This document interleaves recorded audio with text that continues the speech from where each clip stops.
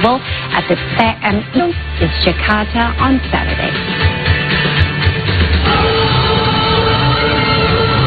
Thousands of participants, from children to adults, joined the Indonesia International Culture Festival at the Pancasila Fire Monument of TMII in Cipayung, East Jakarta on Saturday afternoon. This year's festival took on the theme of Batak culture and invited the participants to join the mass tortor dance together while accompanied by the folk song Sinanggar Tulo.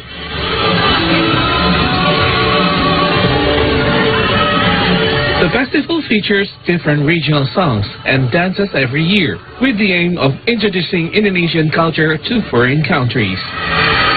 The Tortor dance with Sinanggar Tulo song was chosen due to the movement and rhythm of music that is easily understood by general public. So, the participants, especially those from outside Indonesia, can easily join in. Indonesia luar biasa. Destinasi wisata di sini yang bisa diadakan untuk pelaksanaan festival mancanegara keren banget. Contohnya taman ini dengan berbagai anjungan dan tempat yang luar biasa. Keragaman budaya kita, lalu keramah tamahan kita. Pertama, peserta kita ini adalah dari beberapa negara. Tentunya kita memilih tarian yang sangat simpel, namun kebersamaannya ada. Tahun ini kita mengangkat tokoh. Semua tarian di Indonesia beragam-ragam, semuanya keren-keren. Namun tahun ini yang kita angkat adalah Batak. Setiap tahunnya akan kita beda-beda. Dan tarian ini semuanya kita share ke 10 negara dan mereka mempelajari gerakan yang kita berikan. Gerakan yang simpel, mudah, itu bisa memberikan kebersamaan. Not only from Indonesia, the festival participants also came from 11 other countries, namely Russia, Malaysia, India, Iran, Mexico, the Philippines, Thailand, Zimbabwe, South Korea, Colombia, and Myanmar. See Today contributor reporting from Jakarta.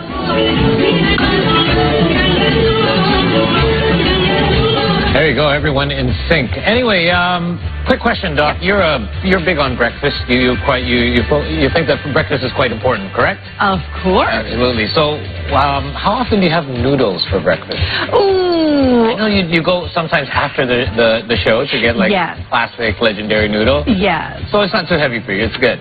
It's quite good, but once in a while it's okay, Paul, to have like noodles, heavy breakfast early in the morning. Some may say it's too much for their stomach, but again, as an Indonesian, big breakfast we like. That's the thing. See, I think moving here to Indonesia, that's when I realized that people actually do eat noodles for breakfast, and there are many different types to be found. And if you do love noodles, this next one may be for you, as a culinary gem from Jakarta's Betawi heritage, which is called mie kuah telur, continues to captivate food lovers over 7 decades after its inception in 1850.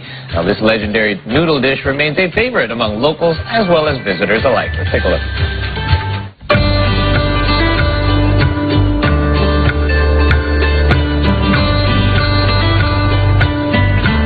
In a narrow alley in Kebun Melati, Tanah Abang, Central Jakarta, you can find the legendary mie kuah telur Betawi asli. This dish features noodles cooked in a savory broth with vegetables and duck eggs, adding extra flavor. It is topped with fried potato cakes, enhancing its deliciousness.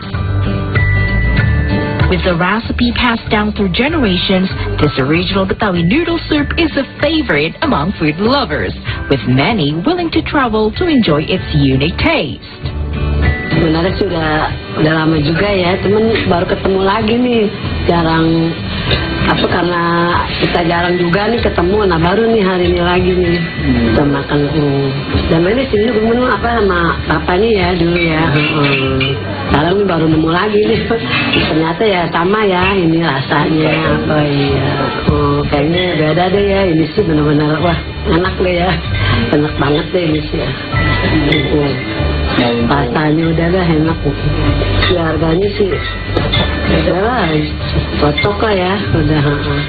Berarti Ibu emang sering kali ke kemari gitu? Iya. Rasanya dia khusus beda dari yang lain. Dulu memang Bang Haji Roni yang jualan, sekarang anaknya, tapi rasanya nggak jauh beda. Kuahnya itu beda dengan yang lain. Nggak lebih-lebih nih ngomongnya kan. Terus, jadi harga juga sesuai rasanya, nggak ada yang kecewa. Ini banyak yang belum tahu, mungkin mudah-mudahan besok nanti ada yang datang ke sini. Since 1950, it has been sold by Kong Madina, and now her granddaughter Momo continues the family business. Ya bumbu emang kayak turun-temurun sih ya. Terus sekarang ibu yang bikin bumbu, masih ibu. Alhamdulillah masih bisa lah bikin buat bumbu. Sama bantu-bantu. Kata yang sekarang makan-makan juga pelanggan, alhamdulillah rasanya hampir sama waktu bokap sama Kong bikin lah. Itu juga kurang arti ya. Jadi dulunya itu ada kayak dengar dari cerita justru dari pelanggan, kita tahu kisah-kisah ini justru dari pelanggan. Orang-orang tua dulu makan waktu kita buka di kebun kacang 6 tuh, ngobrol dikasih tahu dulu. Engkong lo nih, Engkong Madine dulu entah pernah kerja di mie lumayan gede lah ya, lumayan gede, entah cuman ngeliat doang, nih kok mie bisa rame gitu, apaan sih gini-gini. Kadang makan nyobain, bikin lah sama istrinya nyoba di rumah, oh enak gini-gini, begitu mie itu udah nggak nerusin dagang lagi. Akhirnya Engkong Madina nyoba muter-muter mikul daerah Kampung Bali, Kuaitasim kalau nggak salah. One can enjoy a serving for 20,000 rupiah. And if you want to try it, visit Mie Kuah Telur Khas Betawi Bang Roni, open daily from 12 p.m. to 9 p.m. except on Fridays. Today contributor reporting from Jakarta. Okay, quick correction. It wasn't 1850, but 1950, of course. 1950. There you go. Yeah, 7 Okay. decades, nevertheless. Yes. Now, speaking of noodles, how much you love noodles? I'm a noodle guy. In fact, I'm more of a noodle guy than a rice guy, believe Really? it or not. I have to have carbs, but of course there's more variety I find with rice because there's different types. But yeah, if you give me a choice, noodles all the way. Yeah. Right. Okay. So, I'm in between 50-50. It depends on the dish, right? The side dish, of course. Now, there's like two types of people for noodles. Okay. There's like the dry noodle type for some, and also some would like, more with gravy. So which one do you like? Soup-based? Dry. Dry. 100% dry. All the way? All the way. Right. Okay. There's a reason for this. Why? I don't like my noodles soggy, and if you take too long to eat it, it tends to get soggier as it goes. Okay, so you have to eat quick? I have to eat it quick. Right. I don't have a problem with that usually. So that means, how about ramen? See, that's an interesting question. I find that ramen has that texture that kind of holds. Right. You ever notice it doesn't really get soggy that quickly? Right. And you're right, I do eat my food fast, so good point. So it depends on the type of the noodle. Okay. Yes, right? And if we're, talking about noodles, so if you do have children who are struggling right now to eat carbs, noodles would be a perfect match for them. Because again, based on my experience, who doesn't not like noodles? It's more fun to eat, isn't it? I know! And then you can make spaghetti out of them, mie goreng out of them, laksa, and there's many, many more, okay? Yeah. So it's not just about giving rice for carbs. It's not just about giving rice, but noodles as well could be a very good option. Agree. Okay, so we are going to move on to our next story. The moringa plant offers numerous health benefits. Now, today, moringa leaves are commonly used as a food ingredient, including in restaurants in Labuan Bajo. Let's take a look. Moringa oleifera, a versatile tree, thrives in coastal areas like Labuan Bajo. Long admired by locals for its health benefits, the leaves are rich in antioxidants and bioactive compounds. They are believed to have antifungal, antiviral, antidepressant, and anti-inflammatory properties. In Labuan Bajo, residents often incorporate moringa leaves into their meals. One restaurant, Marura, creatively uses moringa flour to create unique dishes like chicken and fried noodles. Making moringa noodles is similar to traditional noodle making. Moringa powder is mixed with flour to form a green dough. After resting overnight, the dough is rolled out and cut into noodle shapes. The noodle dishes are known to have rich in flavor. Chicken noodles, for example, are cooked with green vegetables and topped with leeks as well as fried onions. Kenapa saya harus memilih daun kelor? Ternyata setelah saya eksplor di NTT sendiri dan di Labuan Bajo, ternyata bahan baku kelor itu menjadi komoditas utama yang berada di NTT ini. Dan saya berpikir bahwa daun kelor ini harus kita eksplor untuk mengenalkan kuliner NTT supaya bisa dikenal Indonesia dan dikenal oleh dunia. Another popular moringa dish is fried noodles. Like the traditional one, moringa noodles is made with a dough infused with moringa leaf powder. This unique ingredient adds a distinct flavor and aroma, while also providing additional health benefits. Madura also offers a range of delicious moringa-based desserts. Two favorites include moringa cheesecake and roll cake. Kalau misalnya aku tukang jajan ya di Jakarta, rasanya tuh persis banget biasanya. Kalau misalnya makan di hotel, jarang tuh ngasih rasa-rasa yang original gitu. Nah, tadi pas makan, mirip banget, malah lebih enak. Nah, terus rasanya ini dibuat dari apa? Ternyata dari daun kelor. Apalagi di Bajo ya, buat cari terutama nih cheesecake, moringa cheesecake ini, itu harus cobain. Karena di sini tuh nyari cheesecake yang benar-benar cheesecake itu quite difficult, guys. Moringa noodles is now a popular breakfast option for guests at the Madura Hotel. The hotel highlights this local dish as a distinctive food of Labuan Bajo, known for its abundance of moringa plants. See Today contributor reporting from Labuan Bajo, Nusa Tenggara. And we've got one final story to share with you in this segment, and it's an inspiring one that comes from Tegal Maja village in Serang Regency in Banten, where a beat-up car has been transformed into a merchandise stall that actually delivers economic value. Now, products have even been exported all the way to the Middle East. A little bit of creativity can bring economic value. In Serang Regency, an old, unused car has been transformed into a merchandise stall selling numerous handicrafts recycled from industrial waste. The work of residents of Tegal Maja village have even been exported abroad. India, Saudi Arabia and United Arab Emirates are the destinations for the handicrafts, with prices starting at 10,000 all the way to a couple of millions of rupiahs. The turnover from sales can reach up to 50 million rupiahs per month. Kita inspirasi itu kadang dari media sosial ya. Kita juga sering ke aplikasi Pinterest. Kita lihat bagaimana ketika potensi ini bisa kita bangun dengan memanfaatkan aset kabupaten yang ada, yang memang tidak berguna kendaraan di Pemkab itu, yang mungkin untuk dilelang nggak seberapa harganya. Jadi kita coba manfaatkan dengan untuk UMKM ini, mobil UMKM Kabupaten Serang. Kalau produk kita sudah ke India, Saudi Arabia, Uni Emirat Arab. Ihsan said the idea of empowering local craftsmen has been carried out since the last 2 years. Not only bringing economic value, this effort also contributes to the village's income. See Today reporting from Banten. There you go. If you have creative hands, right, you can make anything. There you go. I'm trying to be creative with plants. I still cannot do it. Let it flow, Doc. Let it flow. Maybe it's too early in the morning. Okay, guys, so we are up for a very first short break. So we'll return with more news from around Indonesia just for you.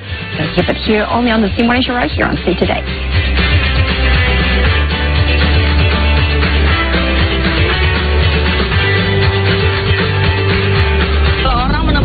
Biasa di sekolah, di kelas, tapi di kolong jembatan ini sudah hampir 14 tahun Valen memberikan pendidikan kepada anak-anak. Terima kasih ya Kak, kita jadi sekarang udah kenal huruf, udah bisa baca, jadi aku udah gak nyasar lagi. Mau sampai kapan? Perjuangan dan cintamu ini kepada anak-anak, memberikan ilmu secara cuma-cuma. sampai di tangan Tuhan.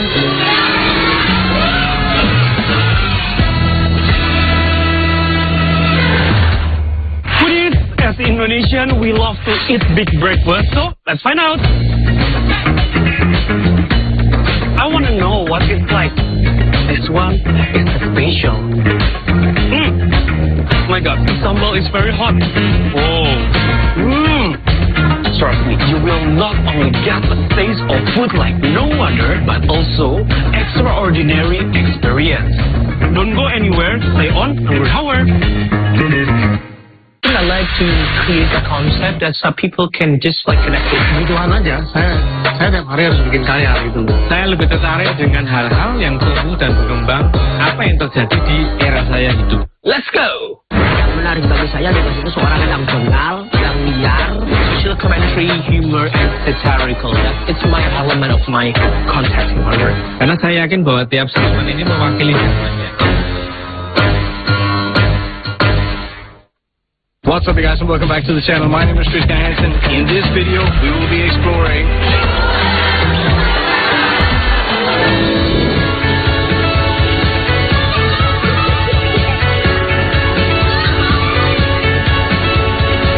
Alrighty, guys. I have a new video coming up tonight, so I have to make sure everything is ready, but this has been a great show.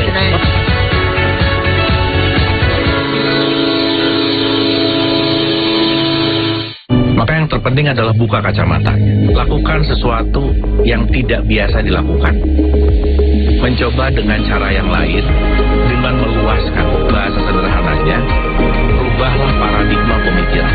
Luaslah dalam berpikir, carilah sesuatu yang baru, sehingga dalam konteks ini kita akan menambah wawasan-wawasan dari paradigma kita yang lama.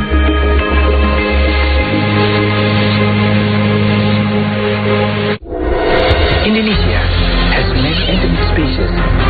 Its vastness and uniqueness make its existence threatened with extinction. So, how do we try to conserve it? Air butuh tempat, tanaman butuh tempat, hewan-hewan butuh tempat. Bersama-sama melindungi yang ada di sini ya. Kita jaga, kita rawat, dan kita lestarikan. Hunting and wild cage.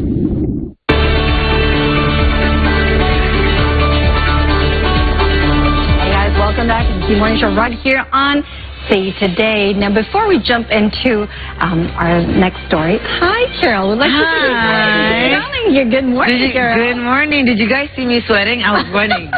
Marathon. You're part of the running Yes, I was. Did not know that I have a schedule today, by the way. There you go. And then after that, you went here. I know, I did. Didn't take a shower, by the way. Well, anyways, welcome. Good morning. We already told our viewers about how it was quite difficult for everyone to get in, not just us on camera, but the entire crew. But glad you're here. Yes, glad to have you here again. Okay, so we're going to jump into our next story. The locals of West Kairatu in Western Maluku recently caught a 5-meter crocodile, which raised concerns for frequenting residential areas and also eating cattle. Yes, the residents of Waisamu village in West Kairatu, Westram Regency in Maluku recently caught a 5-meter-long crocodile. This beast had been terrorizing locals since it frequented residential areas and often consumed livestock. Now, the latest incident took place last week when the reptile devoured a cattle, and this prompted locals to hunt the crocodile and caught it in a net. Now, they said such a large crocodile is relatively common in the area. Furthermore, the reptiles would often make their way to the residential zone. And as such, locals had been pleading to the Maluku Natural Resources and Conservation Office to take necessary measures in preventing loss of any human life. After it was caught, locals transferred the crocodile to the West Kairatu Police Headquarters. Jadi ada beberapa ekor, bukan saja satu ini. Kebetulan satu hari sebelumnya saya sudah perasa ini dia masih balik karena posisi baru selesai hujan. Jadi air itu masih banyak, dia mesti kembali. Makanya saya pasang jerat di situ. Ya ternyata betul. Dia mau kembali hanya nyangkut di jerat. Umpannya apa nih? Jerat? Ada umpan. Dia punya jalur. Lalu lalang gitu jalur. Undang-undang pulang pergi. Seakan-akan dengan adanya begini ya mengancam yang namanya kita sebagai manusia kita wanti-wanti, kita waspada. Sebab barang ini dia punya keinginan kan kita tahu. Dia sembunyi di mana kita tahu posisinya, ya lebih baik kita waspada. Makanya dengan adanya itu kemarin penangkapan itu saya langsung suruh ada beberapa teman itu kontak sama polsek terdekat. Bagaimana caranya ketor evakuasi barang ini? Bukan, ini banyak ini dia mulai. Kalau dulu di sini kalau terjadinya hujan lebat banjir ini di depan rumah ini anak-anak buaya semua. Anak buaya akan berkeliaran di sekitaran perumahan sini. Anak buaya sering. Cuma karena di sekarang ini mungkin curah hujannya kemarin itu memang tapi tidak ada. Tapi yang sekitaran tahun-tahun 2017-18 itu sering terjadi temuan anak buaya di seputaran perumahan. Kalau dipikir-pikir ya ini predator, pasti mengancam. Baru buayanya memang ya sangat lumayan besar. Mungkin harapan kami dari masyarakat, dari konservasi ini coba tolong memperhatikan hal ini. We have to give you the latest updates on a very somber news where North Maluku governor candidate Benny Laos and 5 others had died when their speedboat caught fire on the Taliabu Island, North Maluku. Now, this accident also injured 10 other passengers who are now under medical care.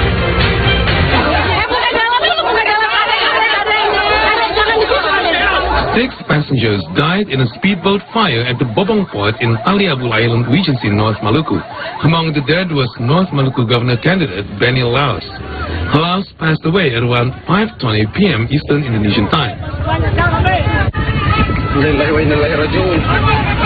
He died after receiving medical attention at the Bobong Regional Hospital in Taliabu Island.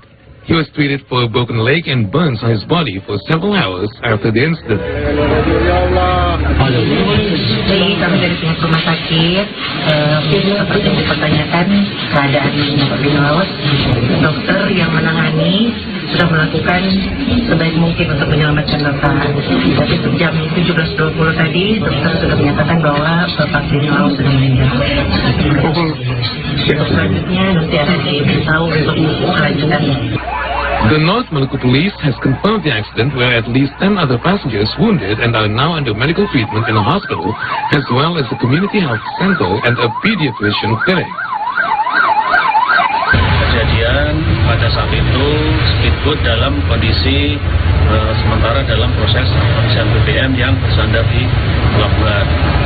Saat ini tim dari Polri kemudian pemadam, kemudian dibantu oleh masyarakat tadi berupaya untuk memadamkan daripada kebakaran tersebut.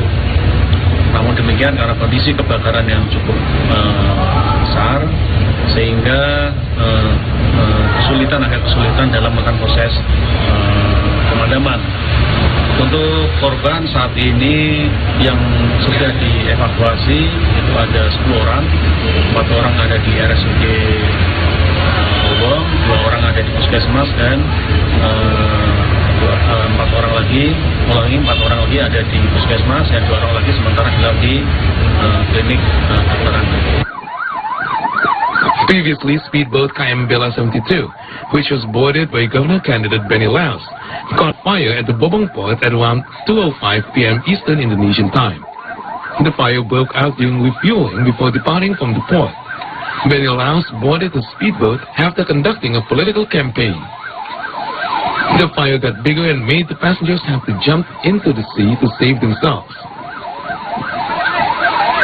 The cause of the fire has yet to be determined. However, there was a loud explosion from inside the speedboat which caused it to tilt and burst into flames. Jitu reporting from Taliabu Island, North Maluku.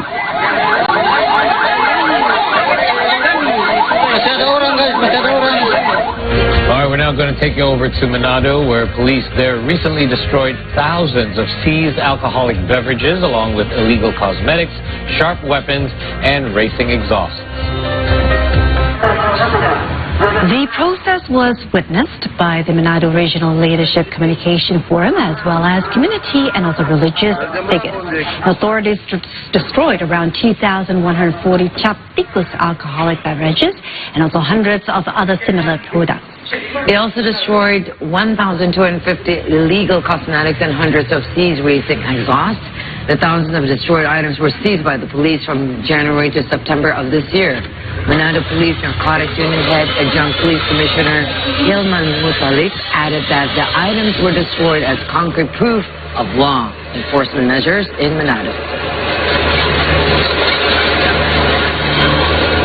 Masyarakat wilayah Kota Manado pada khususnya, marilah kita bersama-sama menjaga diri keluarga lingkungan dari bahaya minuman keras yang berlebihan sehingga bisa berdampak pada diri sendiri keluarga tetap melakukan kegiatan-kegiatan tindak pidana pelanggaran bahkan laka lantas.